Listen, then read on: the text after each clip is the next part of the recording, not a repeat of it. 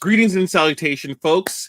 It's February 17th, 2024. Welcome to the 81st episode of Trivial Debates. Now gather round, Disney enthusiasts, as we embark on a journey through the 100 years of enchantment with the House of Mouse. I'm your host, Jamil Robinson. Tonight, our stage is set for a spectacle like no other, where will wit and wisdom collide in a whirlwind of debate. Now, let's introduce our esteemed debaters. First, for the land down under, hailing from all the way from Queensland, Australia, we have a charismatic Guy Haynes. Hello. With a knack for charity auctions and a pulse on all things geeky, he is primed to bring a dash of Aussie flair to our Disney festivities. Next up, we have the one and only Stephen Waters as the illustrious co-host of Hey, Did You See That One podcast, a self-proclaimed gay icon. Steve's wit knows no bound. And did we mention his fondness for Shaft 2000? Lastly, but not least, let's give a welcome. Sorry, hold on a second. I just need to take a breath after that last one. Okay, thank you. Last but certainly not least, let's give a warm welcome to Philander Butler, our very own Disney historian with a heart brimming with Disney magic. Philander is here to regale us with the tales of the vault and share his boundless love for the House of Mouse. Welcome, team. Thank you. Thank you. All right, so welcome to Trivia Debates. If you've never been here before, we have 5 categories that we start off with, all centered around our specific theme, which is Disney. Our themes are, or questions are, regarding movies, television, music, sports, history, and our wild card. Now, you can always use the quick links at the bottom of the video in the YouTube to jump to the specific question that you want. So after the 5 rounds, the top 2 individuals will go into our illustrious speed round, where they will fight head-to-head to find out who comes on top of this debate. Let us begin. All right, our first question. And we're going to start off with Stephen first. Yes, I hear the bell. Thank you. So movies. You are given the ability to bring back any failed Disney animated feature. You can cancel its original premiere and produce it in a different era. Please give us your movie, what era, so OG animation, 90s revival, Pixar, modern animation, you would release in, and who would write the banging soundtrack. Stephen, please go first. All right. So the movie I've selected is The Failure Treasure Planet. As we all know, that movie did not do as well as some of us would have liked it to. It was released at sort of the strange time at the end of the 90s where they were, finished stretching their legs in the Renaissance era, and they were trying some new things that didn't always involve music. And I think that was probably one of its downfalls. The first thing that I would do to change the movie would be to add a soundtrack to it, have it be a musical like its siblings, its more successful siblings. And I would probably keep it in the same era, but maybe a pix-over makeover might be great. Who knows? Sorry, Steve. I think you actually got the wrong answer. That one was... We had to go with your second choice. All right, let's go with the second choice. Picked yours. Forget everything I've said. Starting off very well. This is great. I love it. But actually, let me just toss the clock and give her a shot. There we go. So have you guys seen Strange World? I sure have. Yep. This movie was actually really quite good, but it didn't have any kind of draw to it. I think the main issue was that it was not advertised in the same way that many Disney movies are. I didn't see it on any buses. I didn't see it on any bus stops. I didn't see it on any billboards. It wasn't even really advertised on its own streaming service all that well. I probably would have done that to help it out, but I would definitely put this in the Renaissance era. I think that this amazing solar punk style that it has going for it would be amazing in a 2D animation, and the era that I would do it is probably the 2D era. But the music that I would pick is Wolfpack. I'm not sure if you guys are familiar with Wolfpack, but they have this sort of really modern new age funk. That's it. 1 minute. I got it all in. All right. Thank you very much, Stephen. Guy, you may proceed with your answer. So my answer is Treasure Planet. Basically, it was one of the good movies of our time, but it was released and just didn't hit the audience the right sort of way. If I was to bring it back, I would have to keep it with the same sort of animation style, but maybe update it a bit. So animation cells with digital placeovers and all that sort of stuff. It would just give it a bit more like effect to really bring it in. Although if I was to bring it into a certain time, I'd probably say more modern times, maybe mid 2010s. As for the soundtrack, there's only one person that I think could possibly do anything better than what was done, but Hans Zimmer. Like, there's so many scenes in the movie where it's just gonna be really impactful with his drum basses. Okay, thank you for your time. All right, Lander, go ahead. You have a minute. For me, I picked Atlantis: The Lost Empire. So another fantastic film that unfortunately just was kind of released at the wrong time period. Came out in 2001 when Disney wasn't doing as well, and Pixar was kind of leading the pack as far as creating fantastic content for the company. But the film was fantastic with a great storyline, awesome characters, and a film about exploration and such.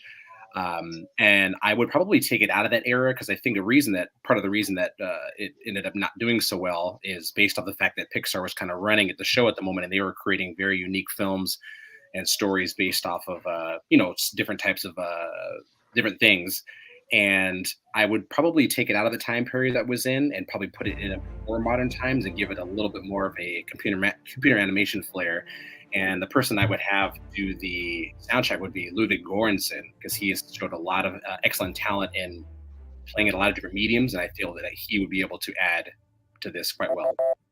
Okay, thank you very much. Everyone has done their opening debating. They put out their premise. Now it's time for the actual debate. Please put the number on the screen with our time and go ahead, have at it.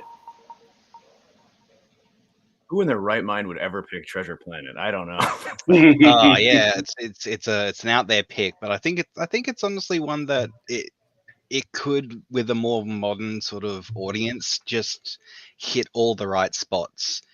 And specifically why Hans would be great, I just keep getting taken back to like early 2000s and all that stuff with like Gladiator, how there's all those really big impactful scenes. And then you think back to Treasure Planet, and there were a lot of scenes where you could imagine that some of like the orchestral music could just hit in the right spots.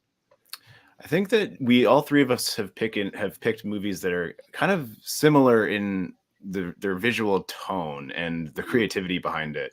I would say though that Strange World has a freshness to it and a creativity that you don't really see anywhere else. And the two movies that you guys chose, they do feel pretty similar visually. And I think that Strange World didn't kind of get a fair crack at reaching the audience that it deserved, and to kind of show this freshness that a lot of people missed out on. As for the music, I think the only downside to something like Zimmer is that it kind of gets lost in all these things that already exist, and it would maybe feel samey. And I would have maybe given you a little bit more edge had you chosen something completely out of left field. Maybe like an Annie Lennox or something. Someone to do like a full 80s revival in the 90s. I mean, that makes sense. For Atlantis also, I ended up picking that because it's one that I think people forget a lot, and it unfortunately got buried in that time period where Disney just was not doing very well at all. And it's like, I think other than that and Lilo and Stitch were the only really popular films that came out of that time period. And Pixar was just doing something so different at the time, because I think 2001's that era was like, Monsters Inc. and Finding Nemo, and they were just knocking out of the park. And Also I think it struggled with its marketing as well. The film didn't have a ton of like fantastic music that I can recall, at least off the top of my head, but Ludwig has shown great poise in creating really unique styling, especially with things like Black Panther, where he can play in a lot of different mediums. And I think that he can add something really, really special to a film of that nature, especially with the kind of exotic feel of going underwater, not too dissimilar to the scenes from Wakanda Forever, where you see Namor and the Atlanteans down there. I would actually have to agree with Steven on the fact that I think Strange, well, it just didn't get the marketing or anything it deserved. Because I have watched it and honestly, if it had more marketing, I think that movie would be a lot more well loved. I think so too, and I do think that sometimes these movies that don't have the traditional Disney soundtracks where it is a musical, they also kind of get lost. And a lot of the movies from the 90s and even in the early 2000s, they banked so hard on those musical elements to sell the movies. And all three of our things that have in common is that they don't have that musical element to them. So they were all kind of tricky to market.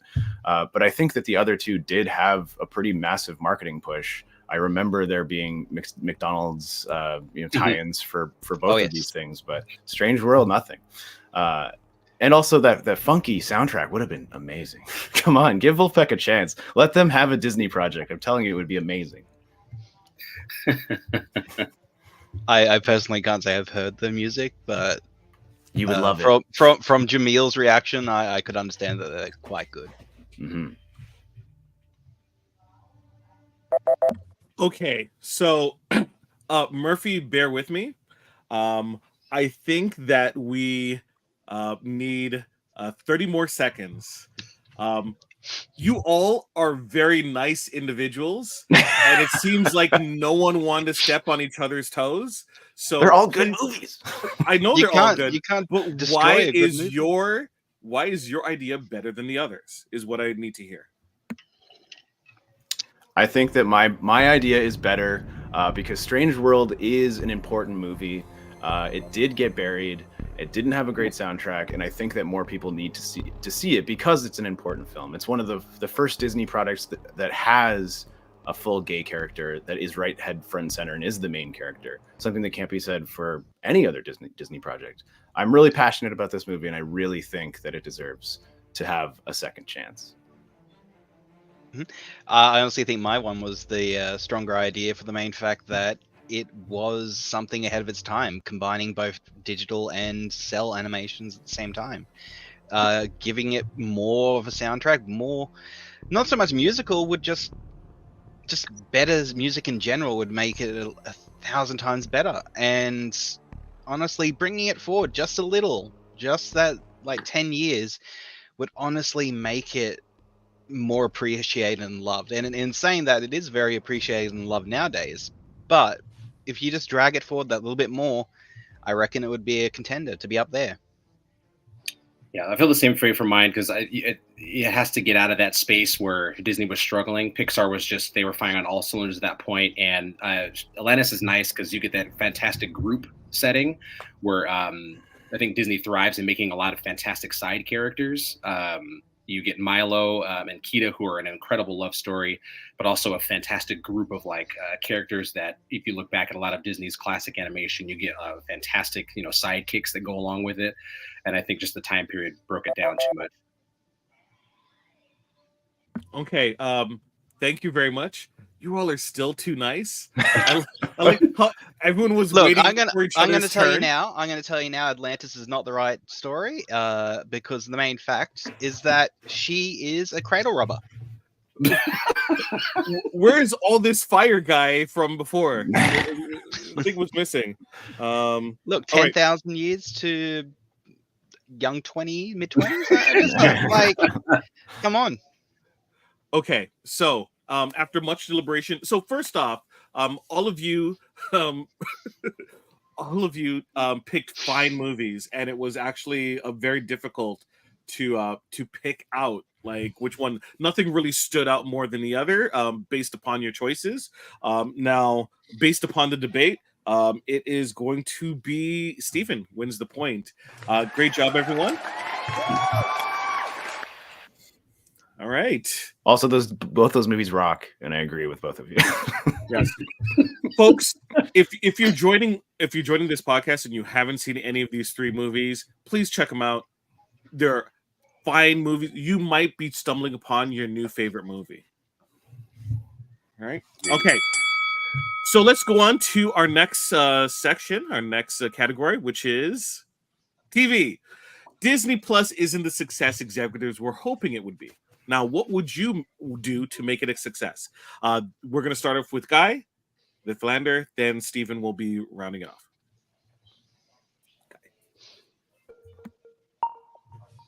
Okay, so honestly, the main way to bring it back, even though if I remember correctly, they're positioning themselves pretty well, is lowering the prices and removing the ads. It's basically the main thing that people walked away from cable TV from, is because they hated the ads. They hated the constant prices. And because of that, that's what made Disney Plus amazing for so many people. But then now they're adding all these ads. Now they're bringing out different things, increasing the prices, and more or less it's making it unfeasible. But beyond that, the possible things that could make it really much better is bringing in more shows that have cult followings. Like, because Disney now owns Fox, they could bring in Firefly and possibly give it that additional season that everyone wants.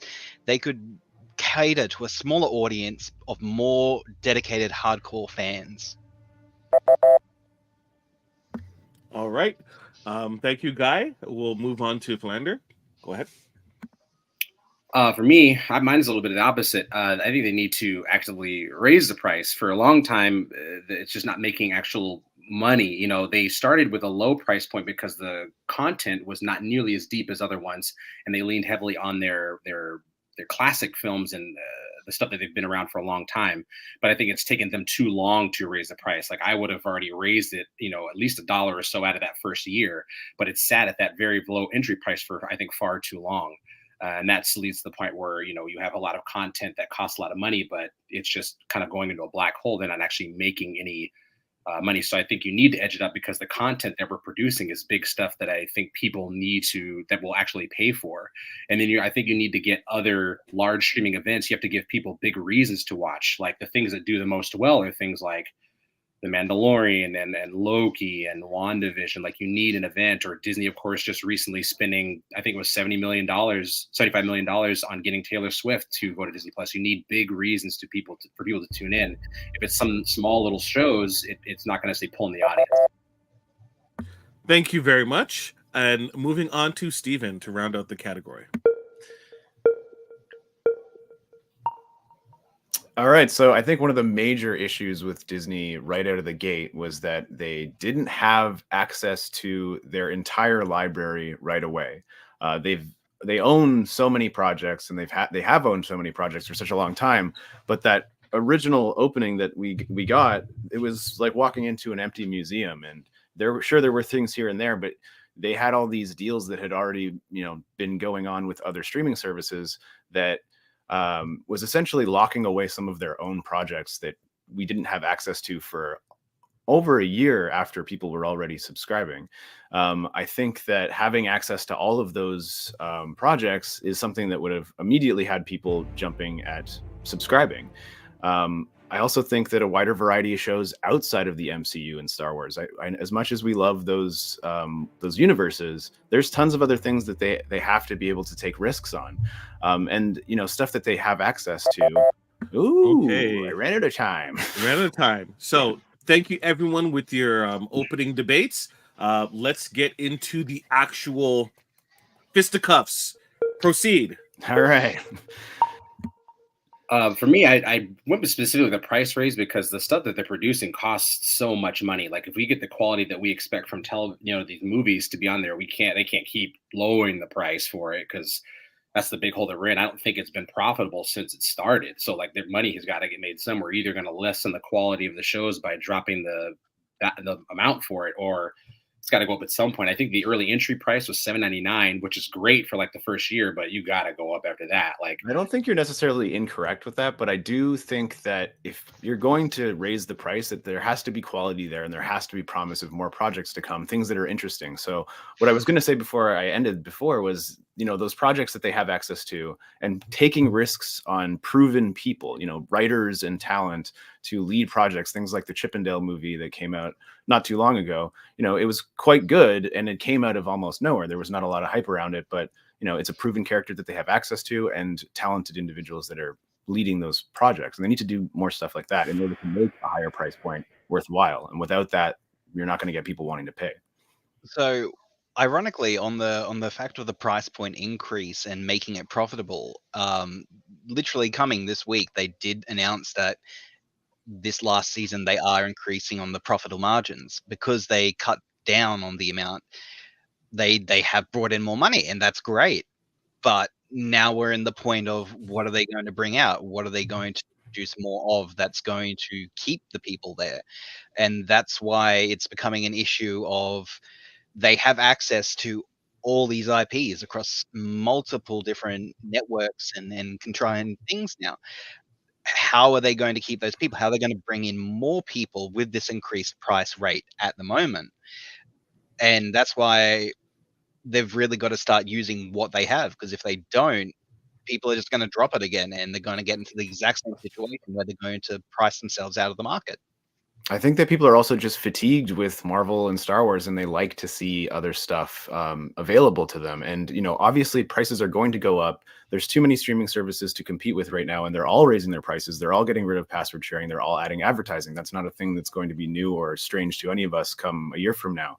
But if they start to invest in proven entities, proven talents, and they just let people be creative, you can see things like Guardians of the Galaxy, things like Chip and Dale. Those things are valuable to invest in because it's going to bring more people to this streaming service. So I see what you're doing and what you're saying with this, and it's a good idea. But again, they have access to so many things that are now Disney owned but aren't Disney. They can start producing multiple different things. Like the example I gave was Firefly. That is a Fox-owned thing, which they now have access to. That is something that they can then produce and possibly give a new season, give a spin-off. And it's not just that. They can access any of the other sort of networks that they've acquired over time.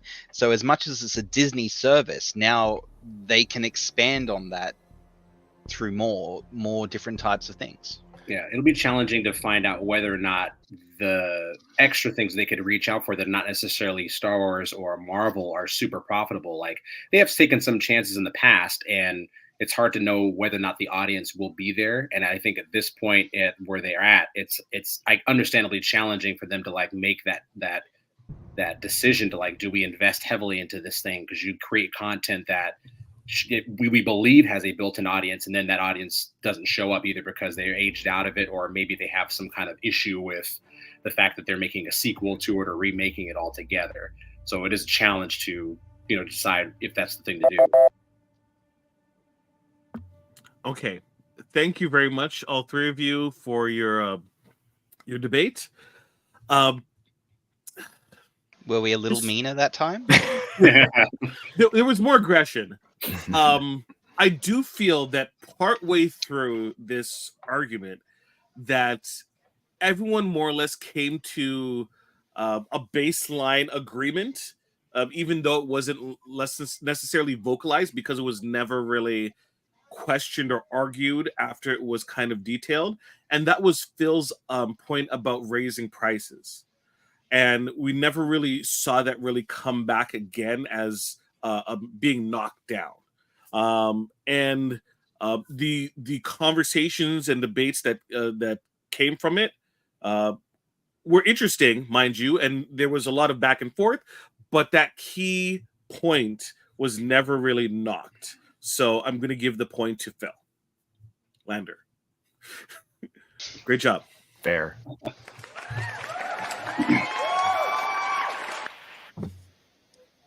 And also pointing out toxic fan bases as well.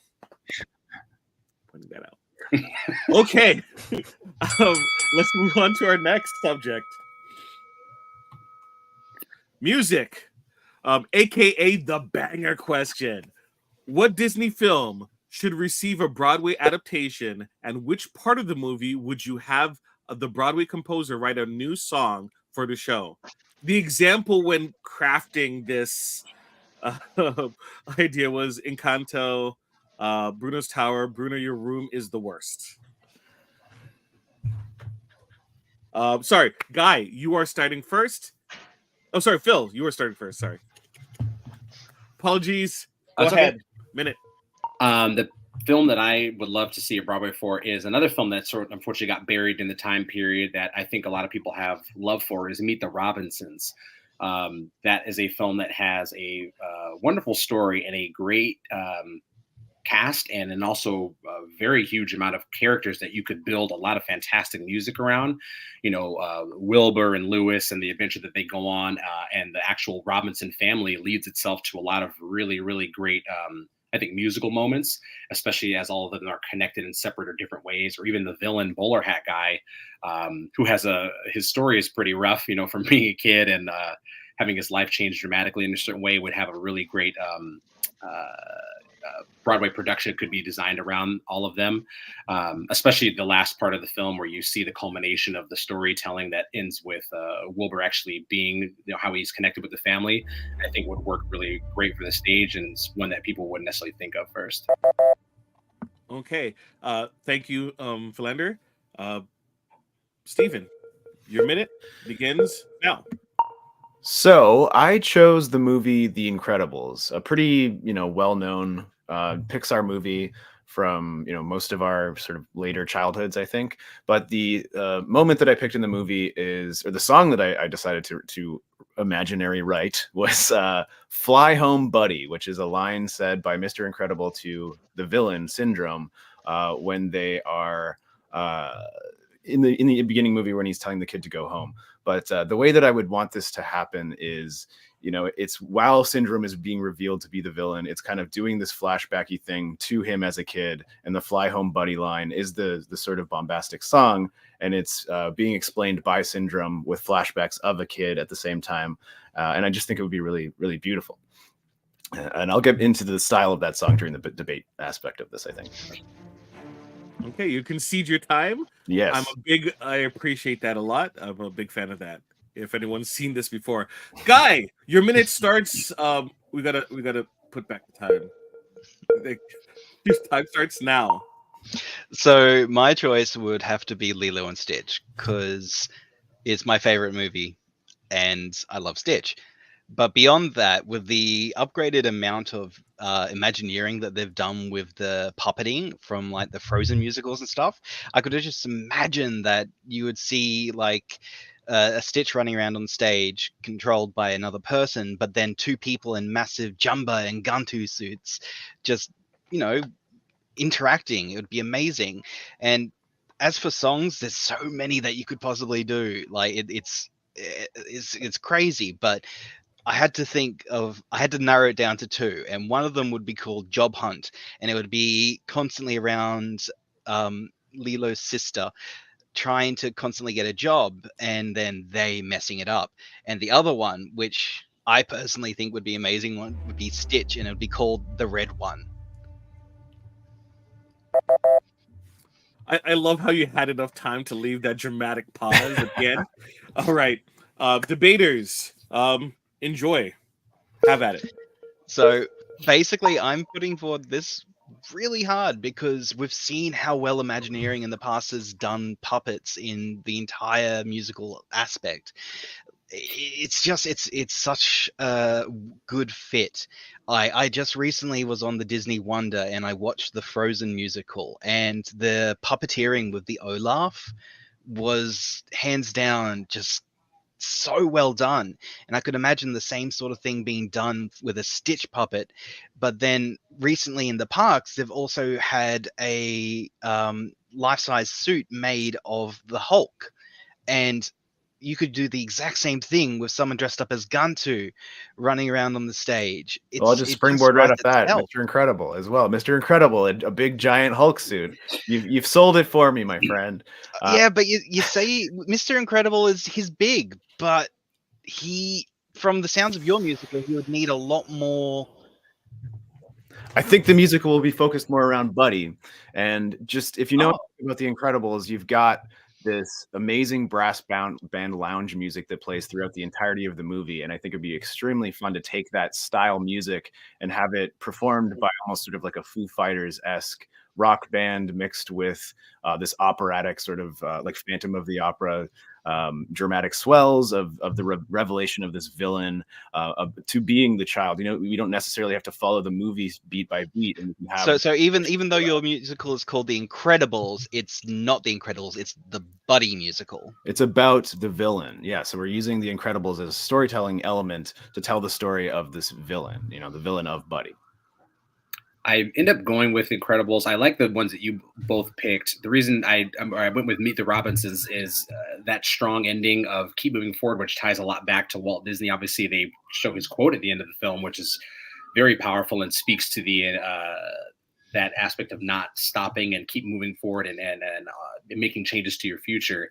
And I think that a very wonderful song could be written about that that ties in his quote about that forward momentum. I mean, the whole, I think, as the story works great just because you have a very robust cast of a lot of different characters because the family's so big. But that's why I ended up choosing that, because you have, especially for Disney fans, there's such strength in that quote because it's utilized a lot for Walt, especially in the parks, as we are kind of talking about now, about continuing to evolve and change and create new concepts and things like that.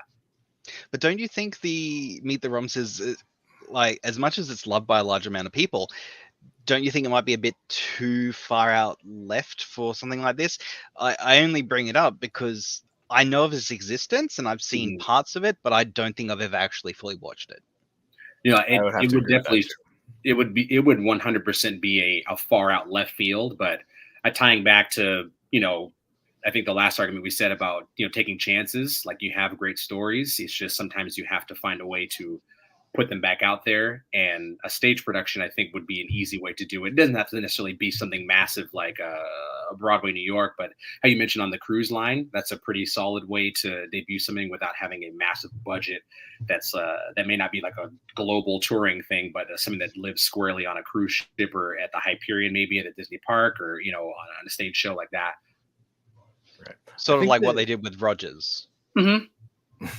I think that, like, that also taking a known entity, a known story, and trying to give a fresh perspective is something interesting that is well suited to the stage, and we know that it is via things like Wicked, for example. You know, well, taking a character that we know from something that is small and turning that into something larger. All I know is I'm going to say that Lilo musical would have the music of the king. So.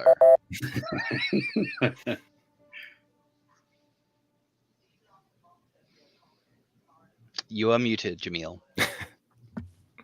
Isn't that, well, you did mention Lilo and Stitch, so I did automatically mute myself. Now, keep in mind, we've had an ongoing conversation about this. That's fine. Please note that my feelings towards any property has nothing to do with the answers or the choices in terms of who's chosen. As all of our debaters know, I am in consultation with you know, a Disney on high in terms of the answers. With Walt Disney's frozen head. It's in a cooler behind his back. So I will say that this this debate brought a lot of discussion between myself and Disney's head, Walt's head. And the talk about a puppetry was, you know, was well received, was extremely well received, as well as the kind of details about. Sorry, I'm just making sure that I'm reading this properly. The boldness of some of the choices was extremely surprising as well. I did not expect to Meet the Robinsons being brought up at all. But not just making a complete remake, but also expanding upon elements and using it as let's say the to push the narrative further. Steven, you got a lot of love, and you are the choice. Everyone was extremely close. It's ridiculous how close it was. There is verbs written out I regarding. feel like I went for Leolo a little harder because I agreed with you more. I was like, that would make a good one. Right, Guy, I had nothing to do with it. All right. Don't worry, I'll remember this for July. It's fine. Yes. All right. All three awesome choices. So sports. Make a Disney Space Jam. So you have one human athlete, three animated athletes. What sport, what athlete, and positions of characters, and create the scenario and stakes. Have at it. Stephen, you go first, or Guy. Guy, you go first. All right. So my choice for this would be America's favorite pastime, a baseball-based movie, and of course using one of baseball's largest up-and-comers, Shohei from Japan. He is truly an amazing pitcher. Then you would also have to bring in Rapunzel as the batter because she's even using her weapon constantly there. And then who else would be the perfect catcher but Mei Li, because she has those massive hands?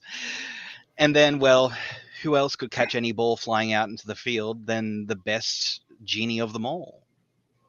And basically, I had the feeling that this would be like the time that Disney redoes what they did with Roger Rabbit and have a Warner Brothers universe versus the Disney universe, fighting against each other to find out which one would be the better of the two.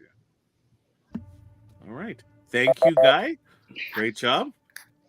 Lander, it's your turn. Mine's slightly boring in the sense that I love basketball. That is my favorite sport, so I chose to just do basketball again. But I wanted to do something different and someone who wasn't necessarily like I want to assume that was largely liked amongst most people. I know depending on who you ask, like characters like LeBron James or people like that, maybe and everyone's a big fan of. But I don't know anyone that doesn't like Steph Curry from the Golden State Warriors. Like he's, I think, largely universally beloved for his talent and skill. He's also has a wonderfully well-liked family as well. But wanted to get a fun little game that had him on there. Of course, I had to think of the genie because anytime adding him into anything, you create fun antics. Ralph is such a fun character because anytime he is largely out of his element, that is obviously his Fix-It Felix video game, you get some great antics from him. And Hercules is kind of like my straight guy. Like, he's, of course, down to help, and I think he would be very beneficial at it. And I think a lot like the Kingdom Keepers book series, you have the fate of like a Disney park at the stake, like being taken over by villains or something. All right. Great choice. Steven, you may proceed. All right. I went with a little bit more of an unconventional choice. I didn't choose your regular televised sporting event, but I did choose a televised sporting event of Robot Wars / BattleBots. I decided to go with something that I find personally very interesting. And when it comes to an athlete, I could think of only one person, God rest his soul, Grant Imahara from Mythbusters. He was not only a well-recognized household name in the early 2000s for his role on Mythbusters, but he was, in fact, a BattleBots athlete. So the scenario basically would be some sort of alien invasion, and Syndrome would be there because of his ability to engineer machines of destruction, but he would choose to have with him Evie from the Wall-E series as a deadly weapon herself, but also, a strategist, calm, cool strategist. And then we would throw in Tadashi Hamada from Big Hero 6 because he's good at robot stuff. All right. This is going to be a fun one. Debaters, start your engines. I mean, we can already throw baseball out the window. It's so boring that they made fun of it at the beginning of the original Space Jam. Come on. I'm sorry. I'm just letting you get a chance in before I destroy you. Okay. Yeah, I think that baseball is fine to watch live, but I think it's one of the most boring things to watch on television.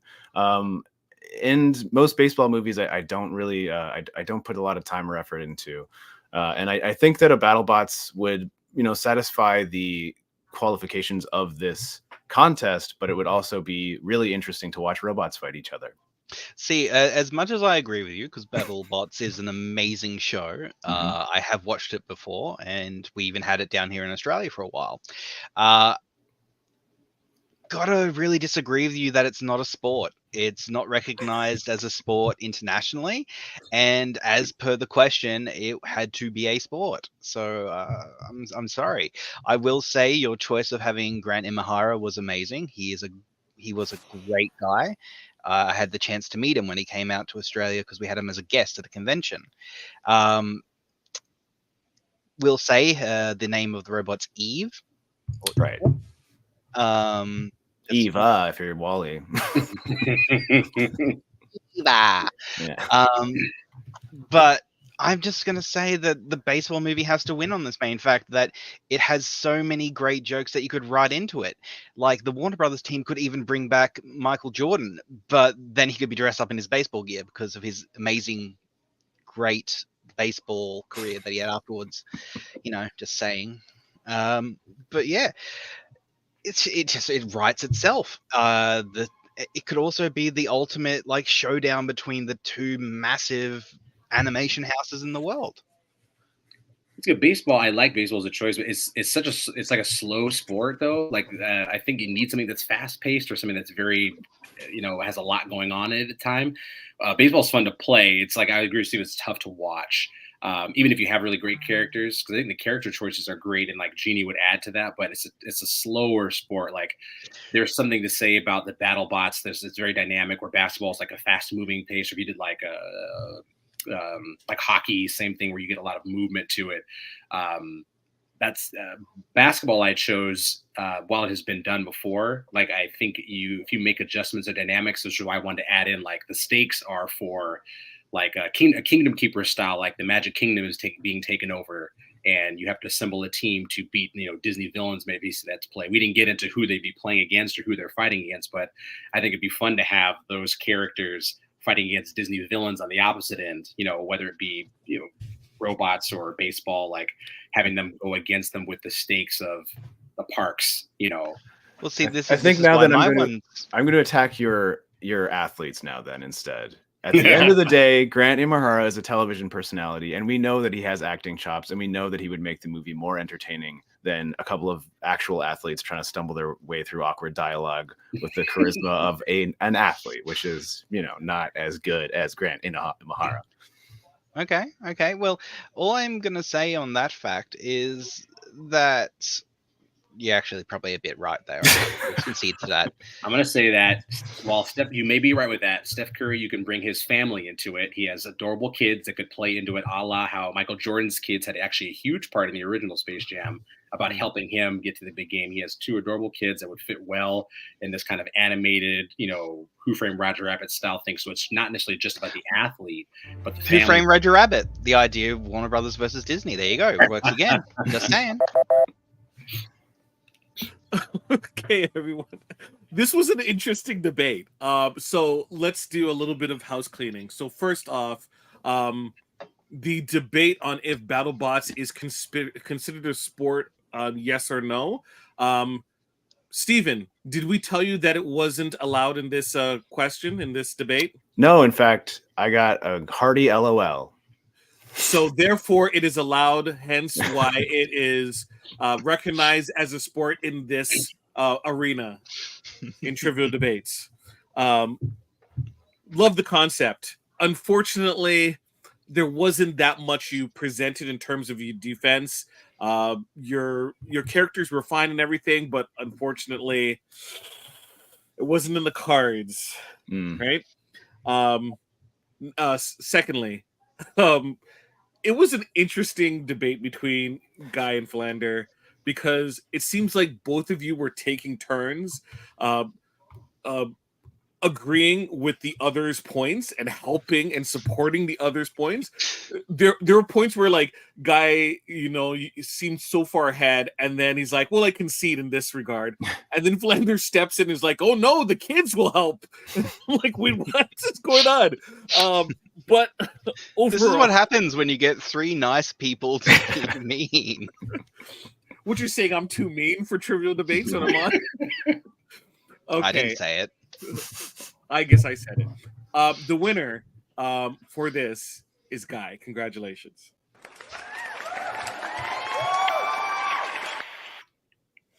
But it was very close because both of you were very supportive of each other. We found. Okay, so before we move on to the next one, let's just update everyone on the scores. Stephen, you're at 2, and Guy Flander are both tied with 1. Let's move on. History. Hot take. Which iconic yet extremely nostalgic ride would you replace at Disneyland/Disney World, and why? I don't know who's next. Oh, Flander, you're next. For me, it's a pretty easy one. Both the area that has a submarine voyage and Autopia, both obviously iconic attractions. One from 1955 and the other from 1959. They've been there for quite some time, but have done the job that they needed to do. So it is time for them to go. And I would not necessarily give this space over to Tomorrowland, but actually increase Fantasyland. Disney historically has had a great track record with Tomorrowland over the years, and the company is not producing any content that lends itself specifically to Tomorrowland to expand. While Fantasyland obviously has many characters that will be able to blend into that. Whether you add Frozen, Moana, Rapunzel, like that land is far more better used at Disneyland specifically, expanding to the west side of the park. Past the Matterhorn to give to a Fantasyland style property. So our fairy tales, the two attractions that were great during their time period, but no longer service the mission statement that Tomorrowland has to offer. I just want to say that this was the question I was looking forward to the most, and people do not disappoint. Stephen, your time is going to start now. All right. I chose a classic, the Mad Tea Party. The teacups, they've been at the park for decades and decades and decades. I believe they were opened in the 50s, and they've been there ever since. And, we all know that Disney is crowned as, a place of innovation, a place of creativity, and a place of originality. And if your teacup ride exists in every single theme park and carnival across all of North America and the world, I think that there comes a point where you have to realize that it's no longer original, it's no longer innovative, and it's no longer creative. And, it's okay to admit that, and it's okay to tear those stupid cups out and put something new in. I think the cups need to die, people. They're old, they're ugly, and they're just not that fun. I concede my time. You are not getting extra points for conceding time, but I still appreciate it nonetheless. Okay, Guy, you'll round out the round. You may proceed once the minute is figured out. The timer. Do you have the timer? Oh, there. Okay. Wait, hold on. There you go. Okay, so the easiest answer would be none. They're a classic for a reason, but if I had to pick, Journey into Imagination. And the way I would change it would not be making it something new, but reverting it backwards to what it was before. One thing I always hear from literally thousands of people I've seen post is that Journey Imagination just isn't what it used to be. If you go back to the original characters of the Dreamfinder and of Figment doing their wacky adventure through there, everyone, literally, I cannot find one thing of someone saying, "Oh, it's like the new version's better." And I've been on the new version, and it's yeah. So I would revert it to its previous form. maybe updated. Okay, everyone, we're gonna open up their debates. Don't worry, we have mats on the ground, so it'll soak up all the blood as necessary. Go ahead. I think like the main sort of idea behind this question was to something up for a reason, and is it tired, is it old, and why does it need to be gone? And I think the point that I've made of the teacups being in existence in every other park imaginable, even traveling carnivals, like I've seen in a mall food court this type of ride existing before. It's everywhere. And if your immediate thought is teacups as a carnival ride and not as a Disney experience, then it doesn't really have any place being in a Disney park any longer. I'm sure that people have nostalgia for the Mad Teacup ride, but they don't call it the Mad Tea Party. They call it the Teacups because they exist everywhere. See, the reason I have to disagree with that is because the teacups are an original. It is a piece that first started there. And yes, you can go around to carnivals, to shopping centers, and they'll have their versions of it, but they won't be the same as the originals. But are And they making it their own? Is Disney doing enough to that ride to make it feel like a Disney ride, other than just have it be the Mad Hatter's themed area? so the ride itself has moving objects that aren't, surprisingly enough, the tea cups. The entire centerpiece of each one is different. The one in Disney World is different to the one in Disneyland. The one in Euro Disney, also known as Disney Paris, France, doesn't have it. It's different. They're all the same but different, and they're all unique into their own ways. The paint jobs are different. The one in Disneyland has its canopy and its lighting. The one in Disney World gets a revamp whenever Halloween comes around. So they are all different. Like, they are a classic for a reason. They are there for that thing. They're like, old people can go there and enjoy it with their grandchildren because they know that ride is there for them. The teacup still does its job. Like, it still fits that space in that area. While it may be tired in a sense, it's still doing exactly what it needs to do for the youth of the time period. Despite the fact that it is a concept that is not inherently unique or technologically advanced. The children, that idea of just spinning in a cup, and the fact that it is a teacup associated with that. You even get at Disneyland fun things where the characters actually will come and sit in the cups with them. It's sitting right next to the Alice in Wonderland ride. So you have almost like a mini Alice in Wonderland land. I would agree with you more if it was just like its thing on its own, but they've done a great job of crafting a specific space around it. Like, the reason I chose Autopia and like sub areas because those no longer serve the mission statement of a future like attraction. Autopia was designed in the fact that you are driving a car on a freeway, which freeways did not exist. They do now, so that idea is largely not doing anymore. And the subs also, while more futuristic back in 1959, don't necessarily serve their purpose nearly as much as they did before. See, with your thing though, everything's about future, and I do agree that they have let it down a bit, but in this sort of aspect, they've got to go over to Euro Disney and take the concept that they did. It's no longer Futureland. It's designed on the possibility of what can come, not the scientific fact. That's why theirs is more Jules Verne based, like old but possible. But do we use that land for subs again, or do we actually put it towards where the properties at Disney are actually creating new content? Because we have a lot of things that would fit perfectly in that space that are adjacent to Tomorrowland. They have done nothing. I mean, you could have a very interesting sub ride based on Strange Worlds. I think at the end of the day, the teacups is the most iconic and nostalgic known to Disney. Woo! Snuck it in right at the end there. Man. But Look, did you help yourself with that argument? Because you've just said that they're very iconic and well known. But it's also, which one would I replace? And it's those dang teacups. so Murphy, no, we've made our decision. This was great. I'm probably going to be listening to that again. As I'm just going to take a brief aside. I know time is of the essence and everything like that. These shows can tend to go on a little bit longer. But as someone who's never actually gone to a Disney theme park, hearing the discussions about the rides and the passions about it does really warm my heart a lot. So I have to thank the three of you for this. The question is, does it warm Disney's frozen head? not too warm, I hope. One answer did more than the others, but the other two did come close. Flander, congratulations. You got the point.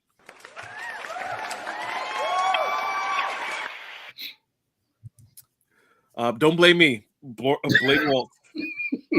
Okay. All right. Let's move on to the next one. Wild card. If you could open up a new land at a domestic Disney park, which land would it be, alive or dead? And which which land, alive or dead? Which land would it be? And alive or dead, which Imagineer would you choose to lead the project? Go ahead, Murphy. Pick. Oh, it's me. All right. Yeah, the land that I would want to create, though it may not be everybody's favorite movie, I think it does have one of the most interesting and iconic visual themes of any Disney movie to exist, and I would create a slice of the digital frontier, the grid. From Tron.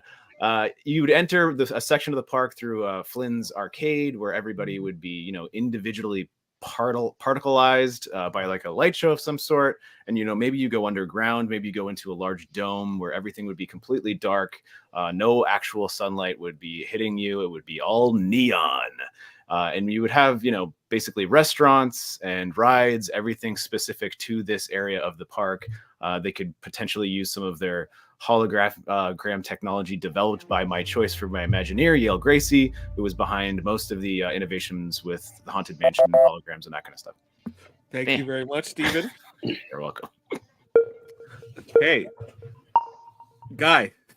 So, my idea would be a lovely land made called the Lost Empire, based on Atlantis, because it's such a mythical area. The amount of water you could do, like if you look at the most recent Journey of Water that they've put into Epcot, they've added in so much like interactive water areas where the Lost Empire could just be that. And then for my pick of Imagineer, it has to be Walt himself.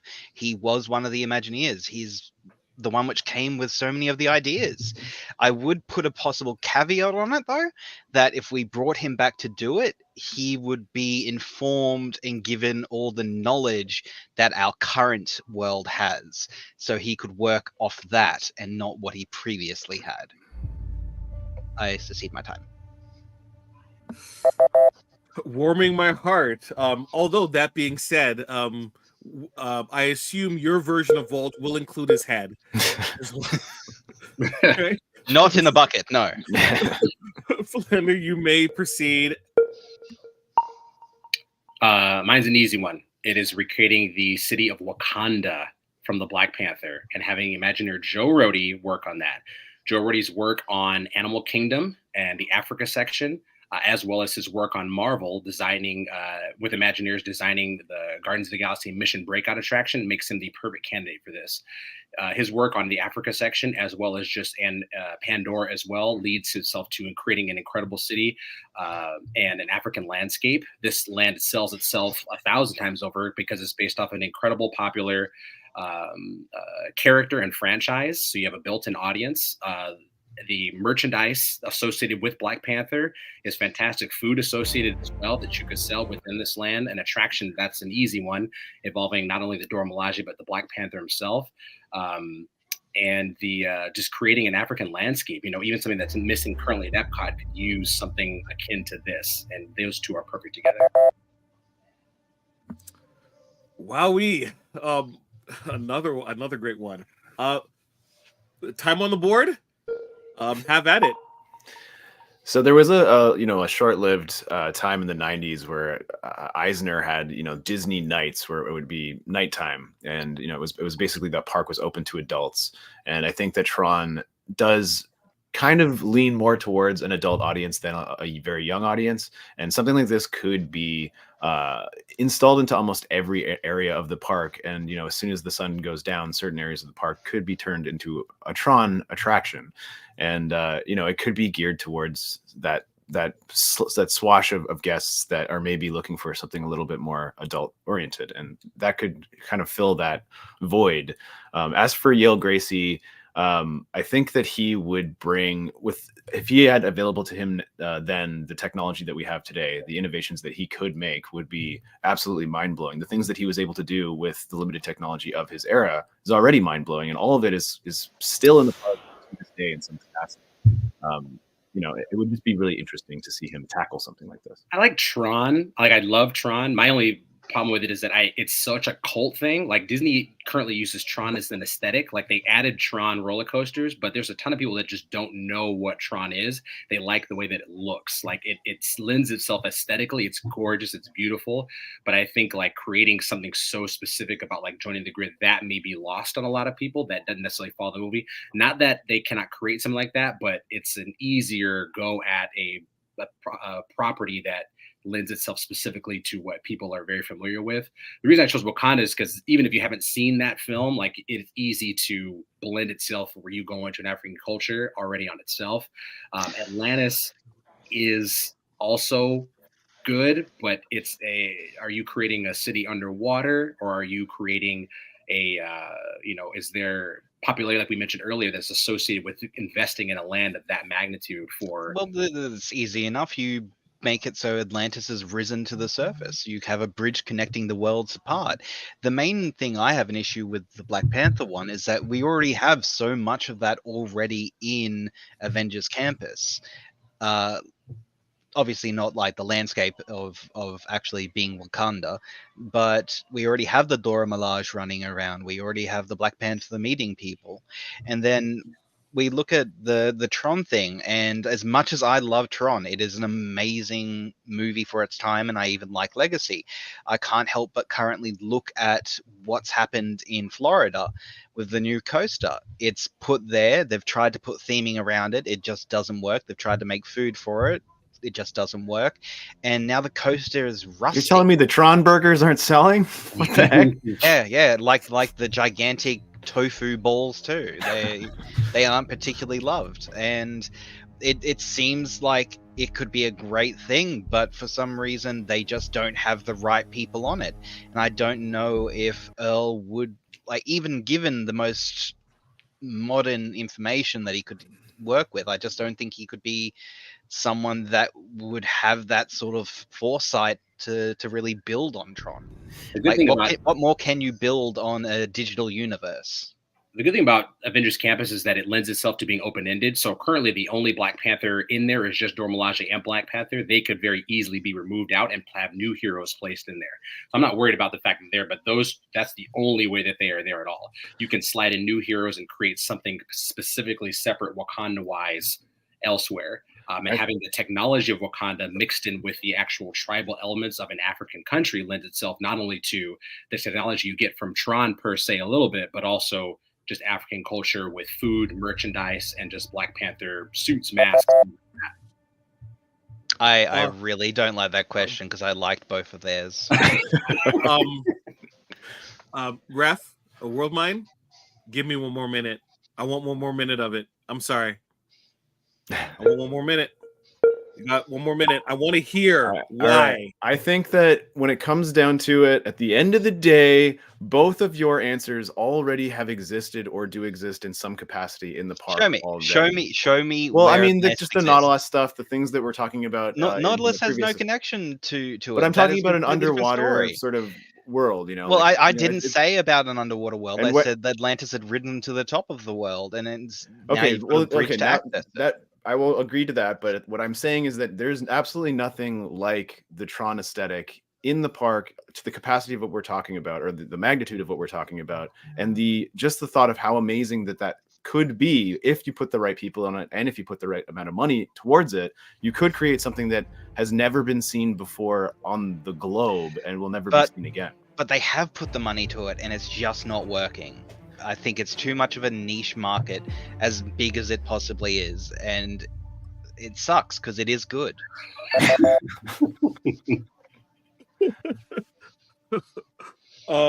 Sorry, Phil. Yeah. We kind of stole that minute. Here's the crazy thing about that whole minute thing. I want to give Phil 30 seconds. Okay. Go ahead.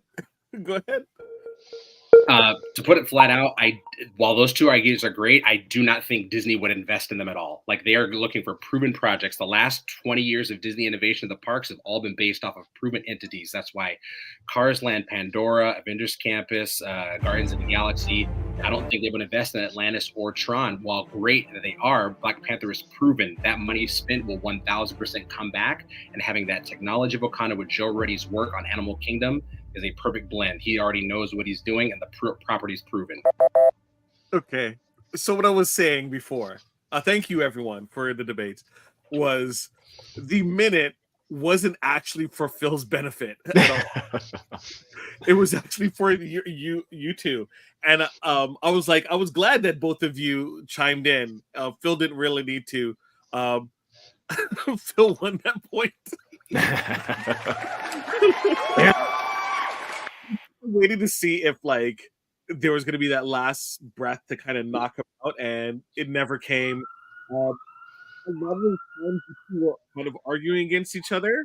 You had a lot of arguments against him, yes, but you also didn't take enough of that time to kind of keep putting yours up, right? And fortunately, that's what was kind of missing from your argument.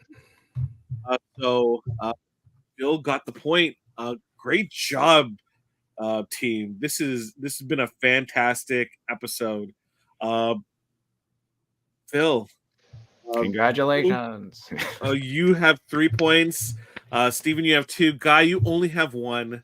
So but I have the accent, so I win that way. Guy, please, you know I've been trying to get you on the show, and I'm very happy that you were able to make it.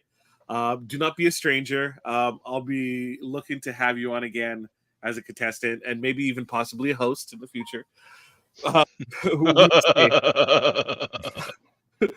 stay on with, but stay with us as we go into the speed round. I may call on you for some additional thoughts. Okay, so as mentioned before, the speed round is head to head. With questions. What will occur is we'll bust out a scenario, and the first person to answer will be the first person who will then talk about the point, and then the next person will get their point across, and then we'll have rebuttals back and forth to each. Okay, so let's go with the first question in the speed round. Okay. Movies. Which version of Aladdin is superior, the original animation or the live action remake? The original animation. Like, there's no question about it. So Guy. I agree. Guy.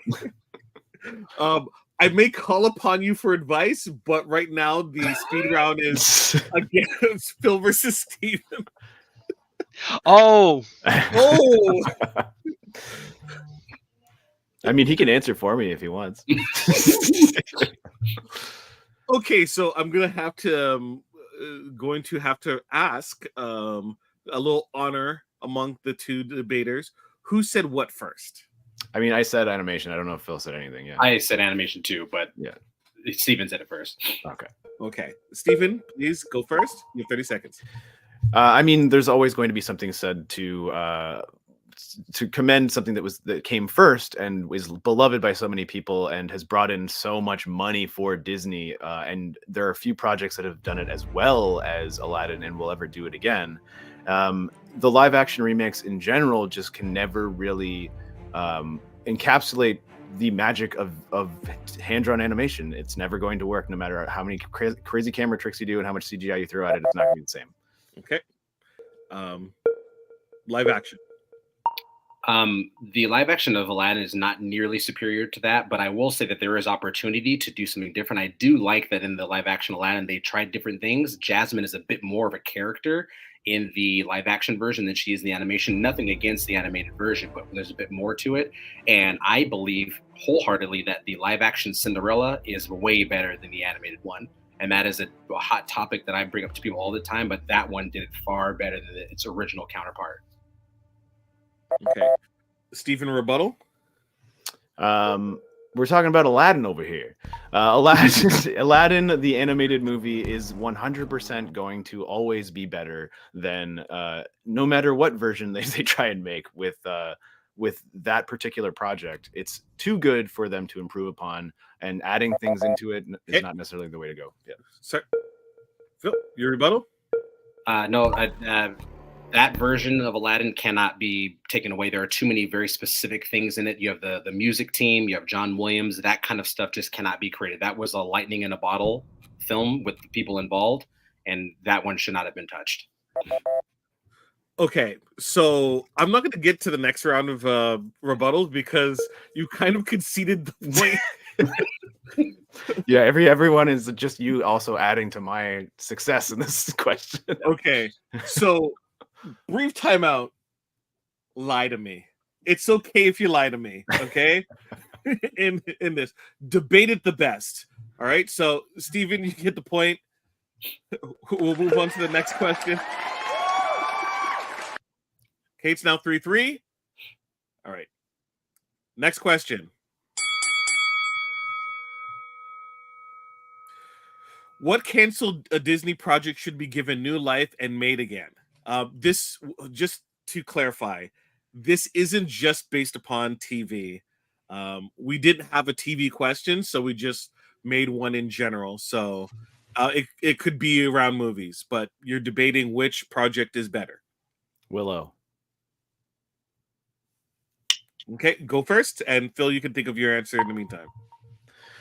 Willow is a movie that is niche enough that it has, not niche enough that it has absolutely no audience whatsoever, and beloved enough and has enough lore and creativity in it that you could make potentially something as large as a Star Wars if you put the time and effort into it. You know, it's not necessarily going to be a Lord of the Rings, but it could potentially keep up with something like the Rings of Power if they put the time and energy into it. Phil, your answer? My answer actually is the Lizzie McGuire TV show. That was actually something that was going to be created, and then they ended up canceling it.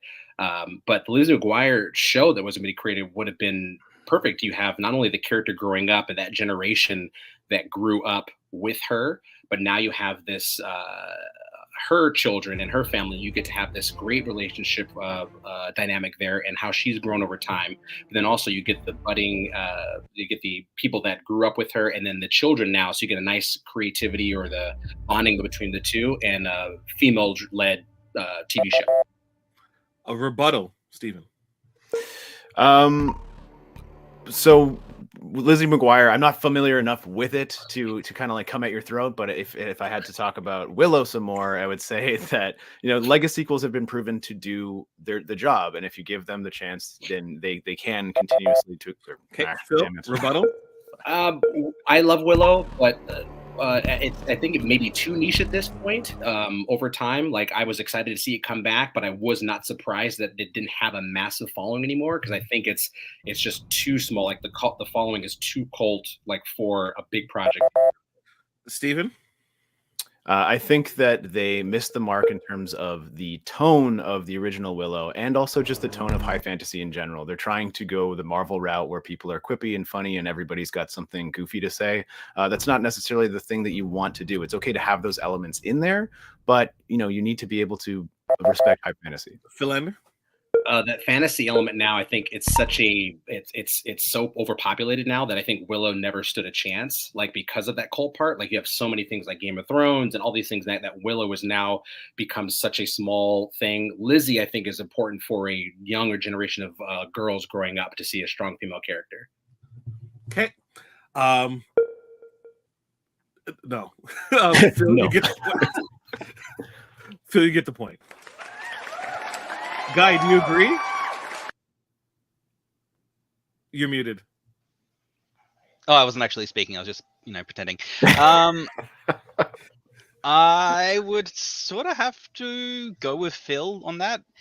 Like, I liked the original Willow movie, but what they did with the show sort of took me down a bad path. And I feel that if they had another chance on it, they would do it again.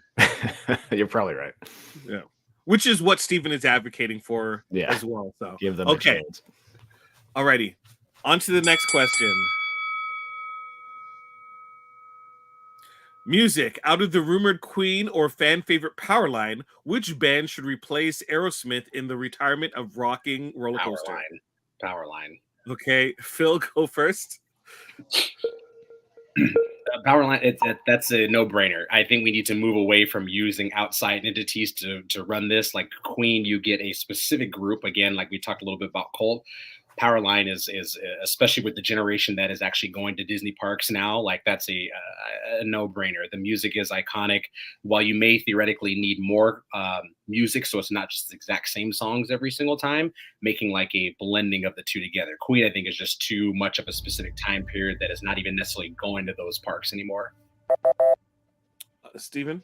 I disagree. I think that Queen is ingrained enough into pop culture and has been for so many years and has such a rich catalog and a great sort of bend of genres within their own albums that you could do so many different things on a roller coaster. You could basically make each song rotating in and out have its own visual theme that is, based around the iconography of the band, but also maybe the movies that they're based on. I'm sure that Disney probably owns enough properties that have some sort of Queen song attached to it at this point. It would be worth even looking into. Rebuttals, Philander? Queen is great. I don't think Disney needs to go outside of the company more. We've done so much job acquiring things at this point that Powerline is in-house. Like you have a built-in, not only fan base, built-in music. I don't think we need to ask anyone for anything anymore, to be honest. Steven, rebuttal? Yeah, I think that even just within the band itself, Queen, you've already got so much to work with that Powerline is kind of almost pigeonholing themselves to a specific theme, whereas Queen can be open to anything. You can attach it to almost anything. Okay. Do we have one more round of rebuttals? Do we do two or we did one only? We're doing two. Phil, go ahead. Oh, can you start it for me again? Yeah. Sorry. All right, Queen is great. But reaching out with them and having them put their input onto it, I don't know, tying in Goofy, Max, Powerline, like it's built in, like it's set in stone already. Like you're going to their concert. It's not too different from Aerosmith. I just don't think you need to use other people anymore. We can do it ourselves. Okay. Steven? I mean, Powerline is a character, whereas Queen is a collection of artwork that you're getting access to, and you're not going to be basically you could take Freddie Mercury and turn him into a goofy character. It's basically the same thing, except it's a band rather than an album. Sorry. Damn it. I want to say so much more than 15 seconds worth of stuff. I'm waiting for a consensus. Okay. All right. Okay. Phil is given the point, but I will say that Walt's head gave a line that I had to, it took me back. Steven is doing good with the wrong answer. I have to say that one was actually really hard because split second at the beginning, I would go with Powerline. but then thinking about it more, you get really restricted with certain things in it. So as much as I loved Powerline as my go-to instant, I would have had to pick Queen in the end to sort of keep with the theme of the ride itself. I was agreeing with Steven because what you were doing is really great. My whole fear of the whole thing is us getting back to the exact same thing we're at now with Aerosmith, where you run it to a certain point and then, and the further we get away from the mastery of Queen with this newer generation, like I have a 7-year-old daughter, like it's gonna stop at some point. Like it's just, well, you never know. Maybe she'll get to four of 14 us and then love Queen. You Yeah. mean you're not feeding your 7-year-old on like not the yet, at albums least. yet? A lot Oh, of that's Bluey shocking. right now, so she'll Oh get god. there. So she's gonna start speaking like us then. It's the one thing I keep hearing. Apparently, Bluey has infected the youth of America and making them all sound Australian. I thought they were all talking about skibbity toilets or whatever. Oh god, no. Okay, yes, Murphy. Next question. Just wait before we start. Just want to update the scores. Flander is 5, Steven is 3. I believe we have 2 questions left, so we're kind of getting into the sudden death portion of the event. Okay, Could be all over. Okay, be all over. All right, just want to put the stakes there. All right. Sports. Which sport would Disney market best, wrestling or skateboarding? Wrestling. Ooh. I'll go with skateboarding. Go ahead. Just the idea of what wrestling is and how every single wrestler is their own individualized character, someone that has a lot of persona attached to their visuals, their costumes, their attitude. All of these things are basically what Disney has in their wheelhouse of original characters already. You could take every single Disney character from the duck to the dog to the mouse, and you could slap them into a wrestling costume, create a persona around them, or take existing personas and have them personified by existing Disney characters. Okay. Bill, Andrew? I'm curious, like, I do love wrestling, how Disney would market it specifically, because the violent aspect of it would be challenging for them because it's supposed to be family oriented. Skateboarding, you have a lot of fun individual personality as well, because no skater is exactly the same. While they're all doing theoretically the exact same thing, they all bring their own special flair or entity to it. One great skateboarder is not the exact same as another. And I think in that same way, even by the way they dress, their attitude, the specific moves they do, that you can market it almost the exact same as wrestling without the violence. Rebuttal? I think especially now, wrestling it's far more performative, and there's a level of vanity to it rather than violence. It is inherently violent, but all sports are. But there is that sort of performative aspect of it that Disney just already has going. Rebuttal? It is performative, yes, but I think for the masses, for Disney to market, I think people are going to naturally lean into the violent aspect of it more so than they would the performative aspect. I 100% agree with you as a wrestling fan myself, but I think for the masses, as Disney's pushing it out, it'd be easy for them to step into the skateboarding world more so than the wrestling world. Okay. Steven? The reach that something like the WWE already has in their own marketing, paired with Disney, is already a formula for a powerhouse in terms of the projects that they could do, and the marketability of both things together it's perfect. Final rebuttal. I lean to skateboarding specifically over wrestling. Getting to families, that makes it easier, but my timer's not going. I noticed that. I was trying to. This game is rigged.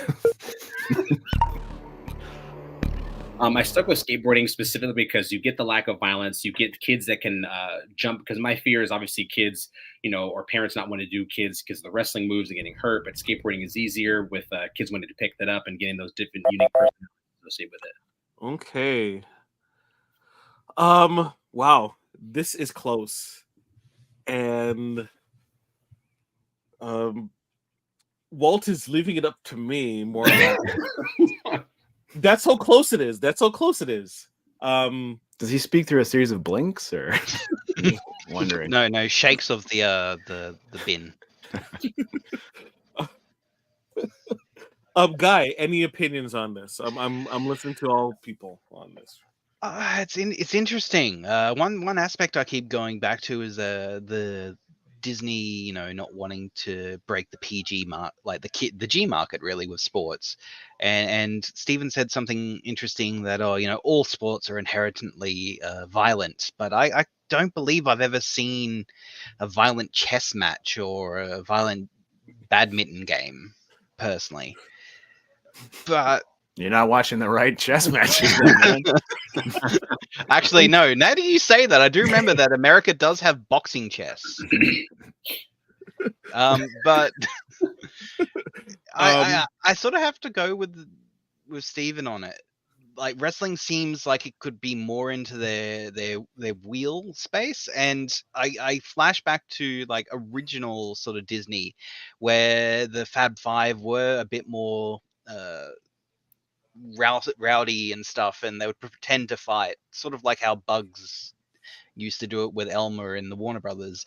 They used to have things with Mickey and Donald, like play fighting and stuff like that. And Donald, well, I mean, there was a famous one when Donald attacked Hitler, but yeah, I mean, less conversations about Hitler and Disney is best to be done. Okay, I've made my decision. Yes, I hear you. Stephen gets the point, lives to fight. One more round. We'll see if this is going to be a tie where we'll have to have a tiebreaker or victory. Okay. I will stop pontificating. Final Hitler with like a little dong in his mouth. History. If you could go back in time to Disneyland's opening day, which would you choose to fix first? Water fountains or plumbing? Plumbing. Oh, okay. Aren't they technically the same thing? Plumbing.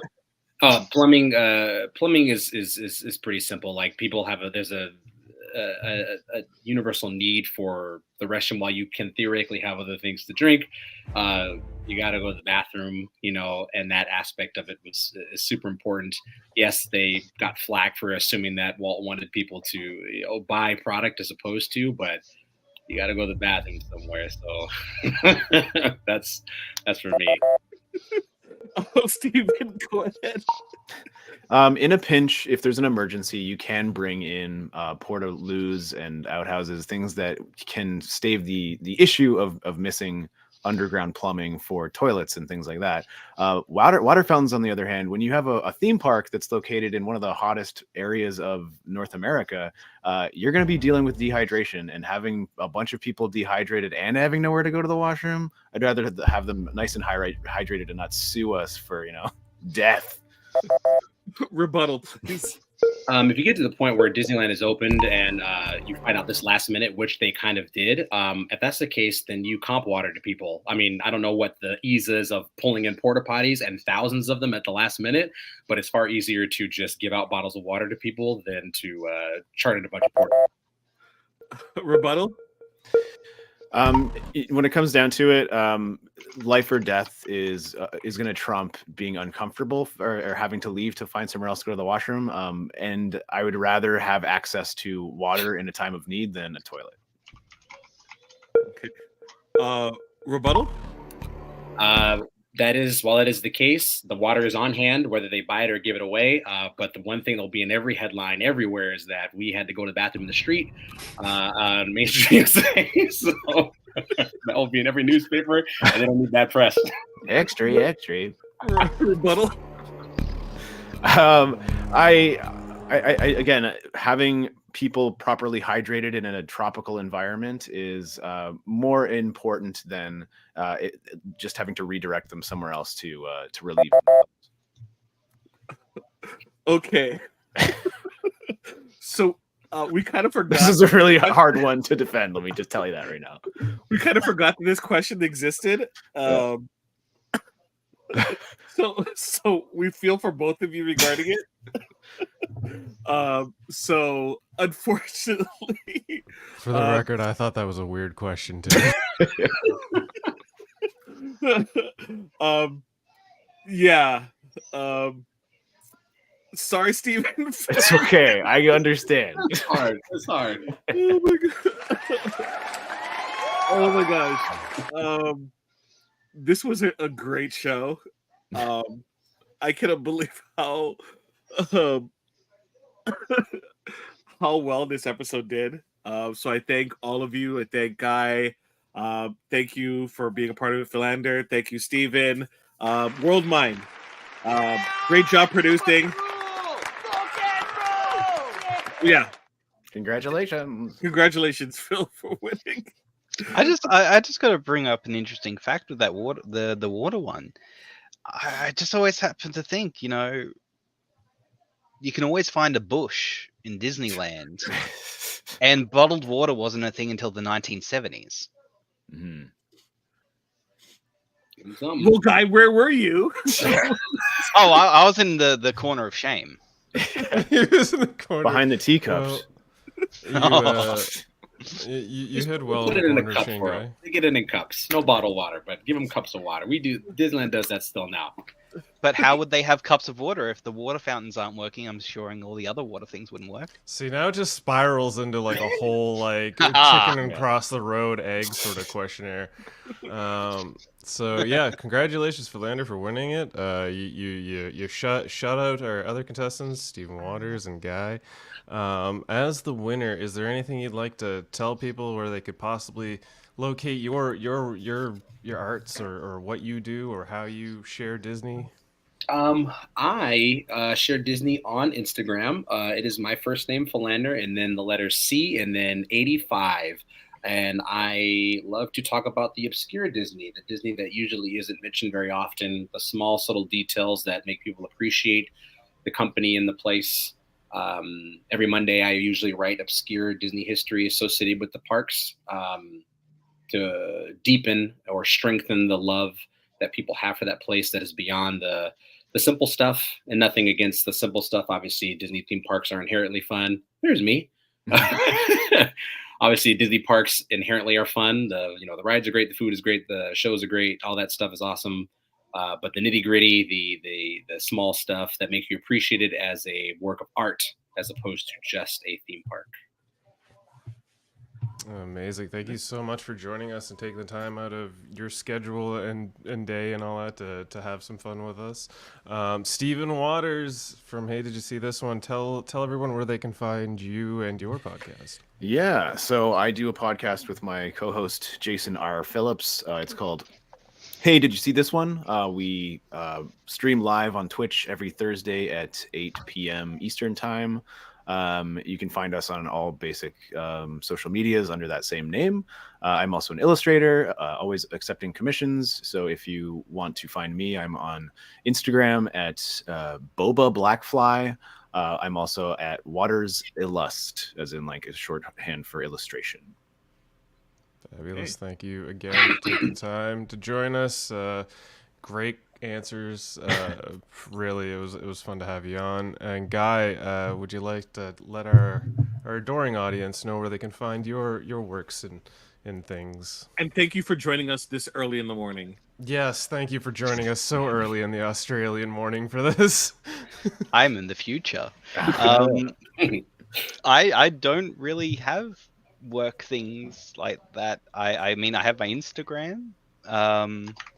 I've just got to try and remember how it's spelled because it has numbers and zeros and letters. Tell them that they can go and enjoy the wonderful conventions in Australia. They should come and see it. Supernova is always a good place to go. No, they don't pay me for that.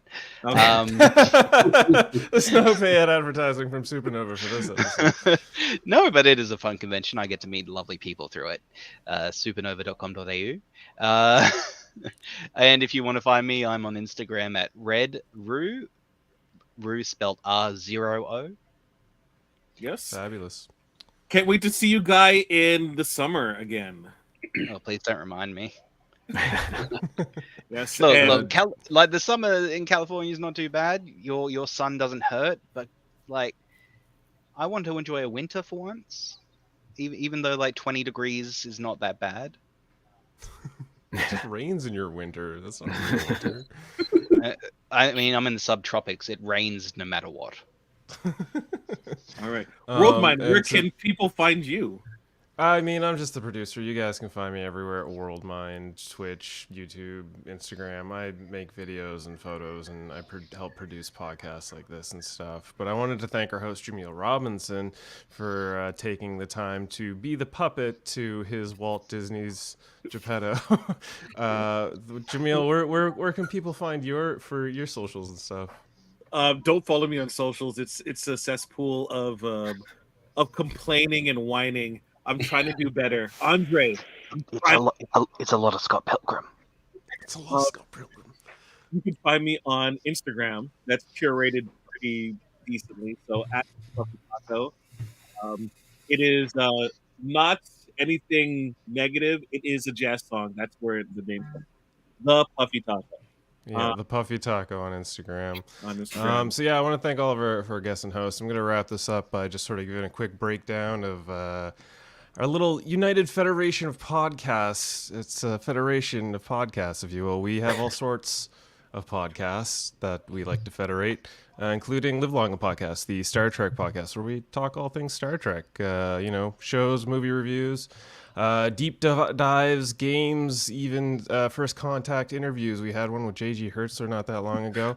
Davin likes to host those locutors of Trek. He's a host and co-host of X-Rated, the X-Men animated review show, which opened up a Redbubble. Which they've opened up a Redbubble merch store. You should go pick up some of their merch and watch their X-Men 97 trailer reaction. It was worth a laugh or two. Davin was very excited by all the things he saw. He's going to have a good birthday on March 20th.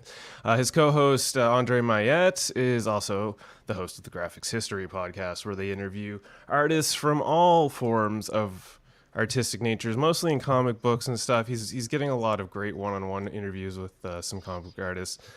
I can't think of any off the top of my head. I think he was J.G. Miller and what? It's been a long day, so I'm just gonna wrap through this. We got Super Mario Brothers podcast, where they talk about Big Brother and reality shows and Survivor's coming up.